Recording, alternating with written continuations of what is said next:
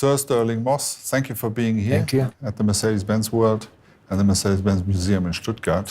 Thank you for taking your time to joining us and to talk a little bit about, for us, the tremendous year, but I think also for you, the tremendous year 1955. The greatest. You racing Formula One, but also Yeah. the sports car. I think my best race certainly was the Mille Miglia.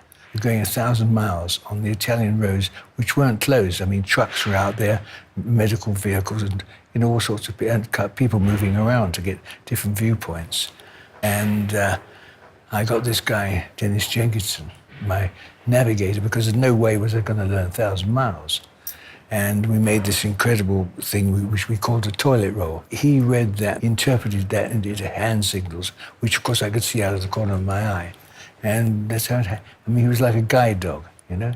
What were the decisive factors which made you win that race? I mean, the only guarantee we had was the finest car ever built. I mean, the 300 SLR, in my opinion, is the greatest ever racing car. I mean, it's a sports racing car, but it's fantastic. And nothing else is anywhere near it, really and truly. And so that was a big contributor for the race. Thank God Mercedes gave me a car and I drove it in that race.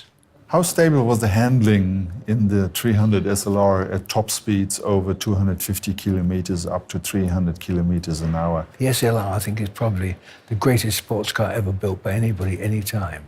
And it transformed into being a very user-friendly car in a race like the Mille Miglia. You were the one who said, I want a three-spoke steering wheel. Normally we had a four-spoke steering wheel.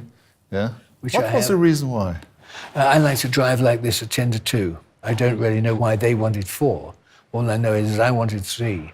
And I've got it now, and apparently somebody said this thing's worth £250,000. So it's the moment in my attic.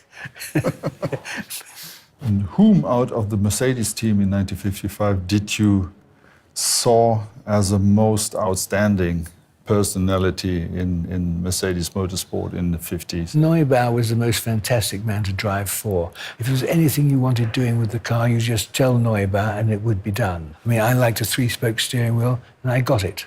And he was a very funny man. I mean, I remember once in an aeroplane, we looked up and there was Neubauer pretending he was stuck in the toilet, you see.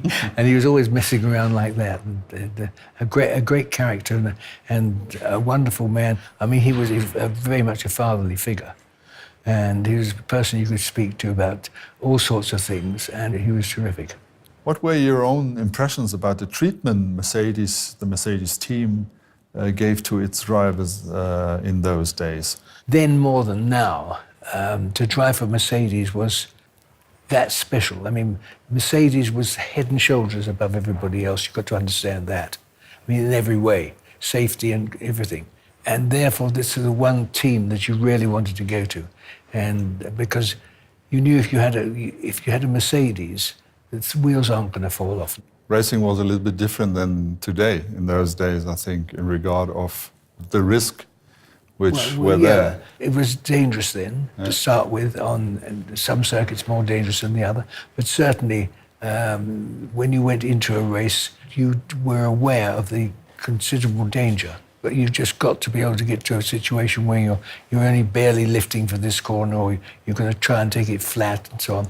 So it was quite an exciting time. What would be your message towards our team today in Brackley, who is running Mercedes-Benz in Formula One these days for the future?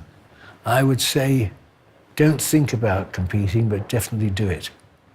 I think it's important that racing improves the breed, and I think Mercedes does so many things that's been improved because of racing, and the charisma that goes with it, I think is enormous. And I think to get out there and be the best and show it is important. Thank you for being part of the Mercedes family.